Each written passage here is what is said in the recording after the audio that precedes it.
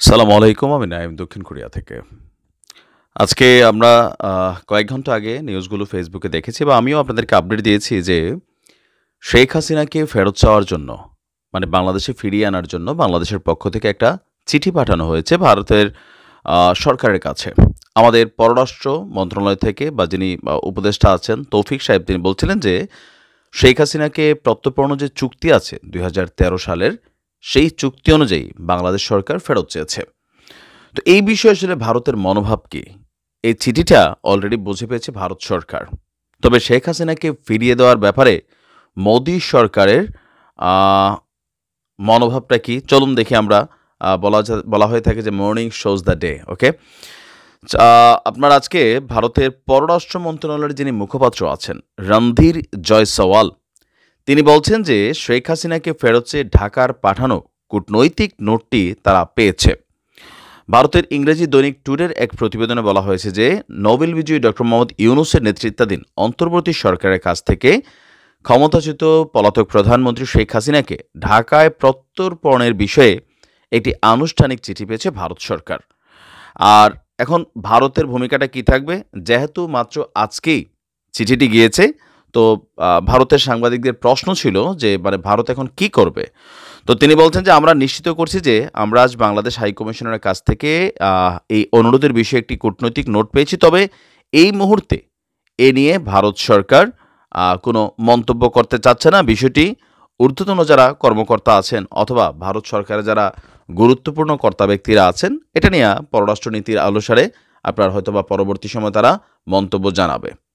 এখন প্র্যাকটিক্যালি শেখ হাসিনাকে কি ভারত ফেরত দিবে? পরিবেশ প্রেক্ষাপট বা পরিস্থিতি যা বলছে অন্তত এই অন্তর্বর্তী সরকারের সময়ে ভারত শেখ হাসিনাকে ফেরত দিবে না, এটা মোটামুটি আমরা এক ধরনের নিশ্চিত বলতে পারি। কারণ প্রত্যর্পণ চুক্তির আওতায় যে জিনিসগুলো আছে সেই জিনিসগুলোতে শেখ হাসিনা কিন্তু টেকনিক্যালি কি পড়েন? কোথাও না কোথাও তিনি পড়েন না। তাকে ভারত সরকার একটা বিশেষ সুবিধা দিয়ে এই মুহূর্তে ভারতে রেখেছেন। প্রত্যর্পণ চুক্তিতে হচ্ছে পালিয়ে যাওয়া অথবা দাগী অপরাধী অথবা সাজাপ্রাপ্ত আসামি। তো সাজাপ্রাপ্ত আসামি সারা পৃথিবীতে যারা বিশেষ করে সরকার প্রধান থাকেন অথবা এরকম গুরুত্বপূর্ণ ব্যক্তিরা থাকেন তাদের জন্য সারা পৃথিবীর যেই রাষ্ট্রগুলো আছে ভিন্ন কিছু আচরণ করে। আবার কিছু কিছু রাষ্ট্র আছে একজন সাধারণ মানুষের বেলায়ও ভিন্ন রকম আচরণ করে। যেমন ধরেন আমরা যারা ইউরোপ আমেরিকা বা উন্নত বিশ্বগুলোতে বসবাস করি সেখানে একটা সিস্টেম আছে কি আমরা ওইসব দেশে ভিসা নেওয়ার সময় বা পাসপোর্ট করার সময় অথবা সে দেশে আশ্রয় নেওয়ার সময় আমরা বলি যে ভাই আমি আর বাংলাদেশে যাব না, আমার বাংলাদেশে গেলে প্রাণের শঙ্কা আছে, সো আমি আমার জীবন আশ্রয় চাচ্ছি বা ভিক্ষা চাচ্ছি, এই দেশ আমাকে আমার জীবনের নিরাপত্তা দিক। তো বাংলাদেশে না যাওয়ার চুক্তিতেই কিন্তু এক ধরনের কাগজপত্র পেয়ে থাকে বাংলাদেশিরা যারা যেখানে বসবাস করছে।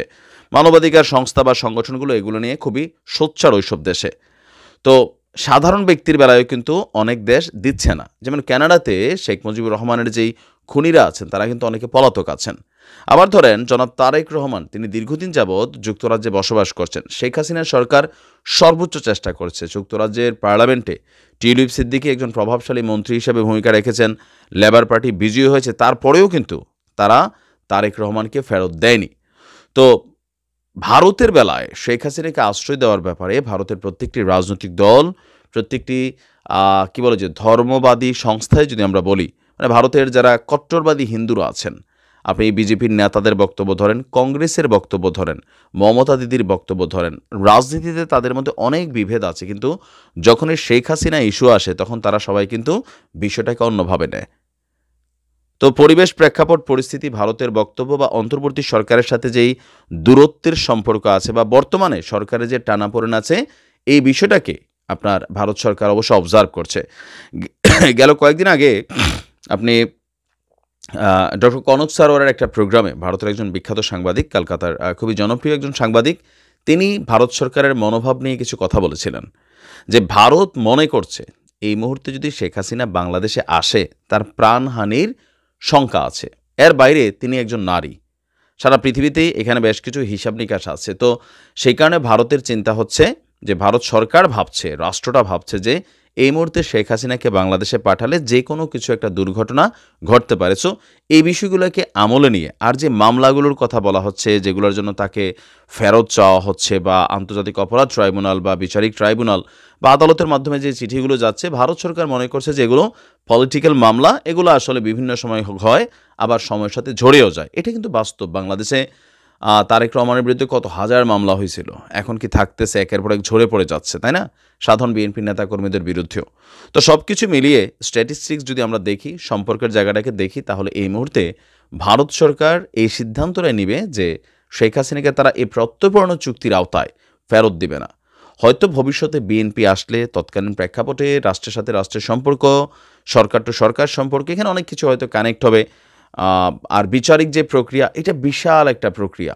ছাত্ররা যেমন বলছে যে শেখ হাসিনার বিচার না করে দেশে নির্বাচন হবে না, তাহলে আগামী ১০-১৫ বছরে এদেশে নির্বাচন হবে না, কারণ এগুলো লম্বা চূড়া একটা প্রসেসিং একটা বিষয় থাকে। তো দেখা যাক তারপরেও ভারত সরকার কোনো চমক দেয় কিনা, সময় বলে দিবে। ভালো থাকুন।